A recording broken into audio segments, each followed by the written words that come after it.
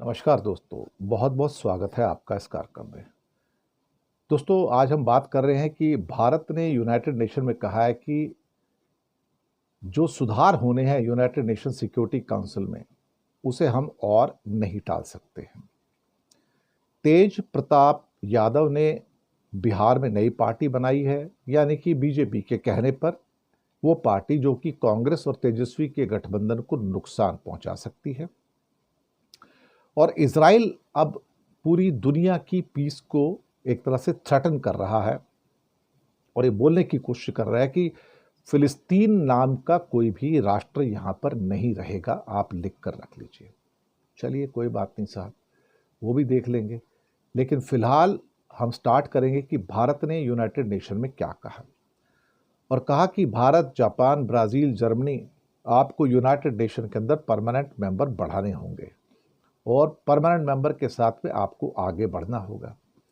लेकिन मुसीबत यह है कि भारत और ब्राजील दोनों से अमेरिका को नफरत है और बिना अमेरिका के तो यूएनएससी एक्सपेंड हो नहीं सकता, कतई नहीं हो सकता। यही तो आज मेन खबर है हमारी। भारत बहुत टाइम से कोशिश करता रहा, लेकिन पहले चीन अड़ंगा लगाता रहा, कई बार फ्रांस, रशिया, कई बार अमेरिका भी सपोर्ट करता रहा कि हाँ यूएनएससी में इंडिया भी आ जाए।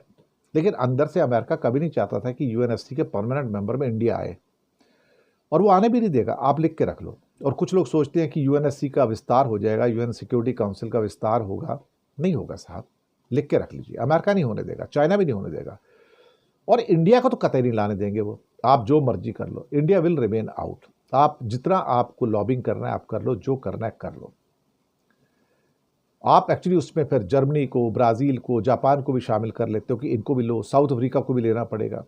लेकिन नहीं साहब, वो लेने के चक्कर में नहीं है। अब जो भी हो, और ये आपस में बैठ के ना चाय कॉफ़ी पी लेते हैं सारे, कभी ब्राज़ील के साथ, कभी साउथ अफ्रीका के साथ, कभी जर्मनी के साथ, कभी जापान के साथ, कि देखो हम सबको परमानेंट मेंबर होना चाहिए। और फिर ये तो अनएंडिंग लिस्ट है भाई, फिर 5 ही आ जाएंगे, फिर लोग कहेंगे यार एक और है, उसको भी ले लो। उसके बाद कोई और आप बड़ा निकल के आए, बोले मुझे भी लो यहाँ, उसके बाद में मैं भी परमानेंट मेंबर बनूंगा। तो अब ये पंडोरा बॉक्स तो अमेरिका फिलहाल तो खोलने वाला है नहीं।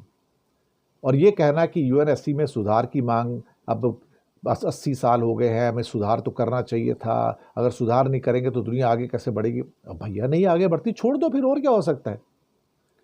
हम तो जयशंकर से कहेंगे, इंडिया से कहेंगे, अगर आपको लगता है कि आपको मेंबरशिप नहीं दे रहे, आपको इग्नोर किया जा रहा है, आपकी कोई पूछता नहीं वहां पर, तो छोड़ दो फिर, यूएनओ बाहर आ जाओ। आप छोड़ोगे भी नहीं यहाँ पर, आपको मालूम है ना, फिर तो आपकी और भी हैसियत खत्म हो जाएगी। तो ऐसे मौके पे यूएनएससी का कोई विस्तार तो फिलहाल मुझे होता नजर आता नहीं है। और हाँ, जयशंकर को भाषण देना है, मोदी जी को भाषण देना है, वो देते रहो, उससे मुझे नहीं लगता है कि ऐसा कोई इसमें फर्क पड़ता है। अब आते हैं एक और खबर पे, वो है तेज प्रताप की साहब, यानी कि बिहार के अंदर तेज प्रताप यादव ने नई पार्टी बना ली, जनशक्ति जनता दल, जेजेडी। जी हाँ, और नई पार्टी का ऐलान कर कहा कि बिहार में सामाजिक न्याय और संपूर्ण बदलाव का संदेश लेके उतरे हैं। अब साहब, ये बिहार का मतलब ही सामाजिक न्याय और पूर्ण बदलाव, यानी कि फिर से वही नौकरियां, ये सब कुछ एक ही मुद्दा है सबका। उनकी पार्टी का नाम और चुनाव चिन्ह भी उन्होंने सार्वजनिक अब कर दिया है। उनका कहना है कि हम सामाजिक न्याय, सामाजिक हक और संपूर्ण बदलाव, जन जन की शक्ति, जन जन का राज, बिहार का विकास करेंगे तेज प्रताप। जी हाँ, फिर से ये ह्यूमन बीइंग जो है ना, जो इंडिविजुअल होते हैं, तो पार्टी का मुखिया कौन? पार्टी का मुखिया तेज प्रताप यादव, लालू के घर से एक दूसरी पार्टी अब आ गई साहब। पहले आरजेडी थी, अब ये जेजेडी आ गई यहाँ पे। यानी कि मकसद ये है कि आरजेडी के पत्ते काटना या उसके वोटों का काटना, ताकि बीजेपी की विक्ट्री स्मूथ हो जाए। यही तो बीजेपी करती आई है। बीजेपी अंग्रेजों की असली क्या है, विरासत को लेके आगे चलती है, which is called divide and rule. जी हाँ, डिवाइड एंड रूल। और इनको चुनाव चिन्ह मिला है ब्लैक बोर्ड का साहब, चुनाव चिन्ह मिला है ब्लैक बोर्ड का। और ये फटाफट नामकरण भी हो गया, चुनाव चिन्ह भी इनको अलॉट हो गया। बहुत बढ़िया। देखो, मोदी जी की कृपा हो तो सब कुछ मिनटों में हो जाता है साहब। अब ये तेज प्रताप पहले वैसे महागठबंधन सरकार में स्वास्थ्य मंत्री भी रहे, बाद में उनको पार्टी से निष्कासित कर दिया गया था। और अब छोटे भाई तेजस्वी के साथ तो मतभेदों की खबरें हमेशा रहती हैं इनकी।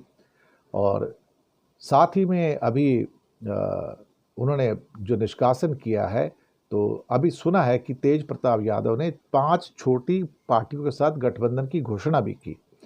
ये क्या है जी? विकास वंचित इंसान पार्टी वीवीआईपी, भोजपुरिया जन मोर्चा बीजेएम, प्रगतिशील जनता पार्टी पीजेबी, वाजिब अधिकार पार्टी डब्ल्यूएपी और संयुक्त किसान विकास पार्टी। भाई मैंने तो नाम भी नहीं सुना इनका कभी। चलिए, लेकिन हो सकता है 100 200 200 500 वोट भी काट लेंगे तो कांग्रेस और आरजेडी का पत्ता तो कट सकता है ना। और फिर वही एक ही चीज, सबके में एक ही चीज आती है, सामाजिक न्याय। बिहार में सामाजिक न्याय का मुद्दा बहुत आता है, ये शब्द बहुत इस्तेमाल किया जाता है, सामाजिक न्याय, समता, ये सब चीजें बहुत आती है वहां पर। और मैं अपनी राह खुद तैयार करूंगा, हमारा गठबंधन मिलके ये सब कुछ बिहार के बदलाव के लिए। हर आदमी कहता है बिहार का बदलाव करोगे, लेकिन बिहार फिर वैसा का वैसा। और हम राम मनोहर लोहिया, कर्पूरी ठाकुर और जयप्रकाश नारायण के सपनों को पूरा करेंगे। बहुत बढ़िया साहब, मुझे लगता है कि यही सब कुछ होने जा रहा है, और तो इसके अलावा तो कुछ होने वाला मुझे लगता है कि नज़र आता नहीं है। खैर चलो, कोई बात नहीं, जैसा भी है। तो अब आते हैं अगली खबर पर। इजराइल एक तरह से पूरी दुनिया को धमकाता हुआ नज़र आ रहा है।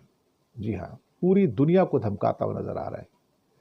और जब उनकी स्पीच थी वहाँ पर कल, तो सब लोग छोड़ के चले गए, हॉल एक एक करके खाली हो गया।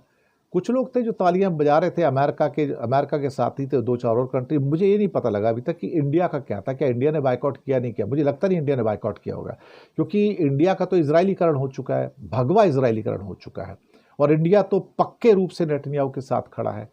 और ये अपने आप में ये कोशिश करता रहता है इंडिया की इजराइल के द्वारा शायद अमेरिका के साथ कोई मेरी दोस्ती पक्की हो जाए, बाद में फिर से बात बिगड़ी बात बन जाए। लेकिन ट्रंप भी आजकल नेतन्याहू की सुनता है, लेकिन इजराइल के चक्कर में सुनता है, इंडिया के चक्कर में नहीं सुनता। तो इंडिया ने उसको पैलेस्टाइन के चक्कर में वहाँ पे जो सारा का सारा बायकॉट हुआ है, और अरब देशों ने बायकॉट किया, कई और देशों ने किया, वेस्टर्न नेशंस ने बायकॉट किया है इसके स्पीच का, लेकिन इंडिया नहीं करेगा। फिर इंडिया से पूछो तो वो ये कहेंगे, we have got our own policy and we don't follow what other says and do. हम लोग क्या है ना, हार्ड लाइनर्स हैं, एक्सट्रीम हार्ड लाइनर्स हैं इंडिया जो है। और हमारी ये जो हार्ड लाइनिंग है ना, कि हम कोई फैसला नहीं करते, फैसला ना करना ही इनका फैसला एक्चुअली देखा जाए तो मुझे लगता है कि चीज़ें जिस दिशा में आगे बढ़ रही हैं, हमारे लिए अंतर्राष्ट्रीय कूटनीति के अंदर एक के बाद एक जो डिफीट्स हैं वो हमारे सामने खड़ी हैं। और नेतन्याहू क्या कर लेंगे? नेतन्याहू को दुनिया के अंदर आइसोलेशन हो रहा है, लेकिन इंडिया उसको आइसोलेट नहीं कर रहा है। सारी दुनिया पैलेस्टाइन के साथ खड़ी है, लेकिन हम पैलेस्टाइन के साथ नहीं खड़े, और हम सिर्फ दिखाने के लिए बोलते हैं कि नहीं, we want two nation theory and through dialogue and diplomacy it should be solved. क्या इजराइल डायलॉग और डिप्लोमेसी में यकीन करता है क्या? किसके साथ डायलॉग और डिप्लोमेसी करोगे आप? दरिंदों के साथ? नहीं। तो शुक्रिया आपका बहुत बहुत इस प्रोग्राम में आने के लिए, और आपसे गुजारिश है कि चैनल सब्सक्राइब कीजिएगा, और साथ में हो सके तो छोटी छोटी आर्थिक मदद भी कर सकते हैं। नीचे हमने आपके लिए यूपीआई नंबर और बैंक अकाउंट नंबर दोनों दिए हैं। किसी एक को चुनकर छोटी सी मदद करेंगे तो अच्छी पत्रकारिता को आगे बढ़ाने में आप हमारे सहयोगी भी बनेंगे। धन्यवाद।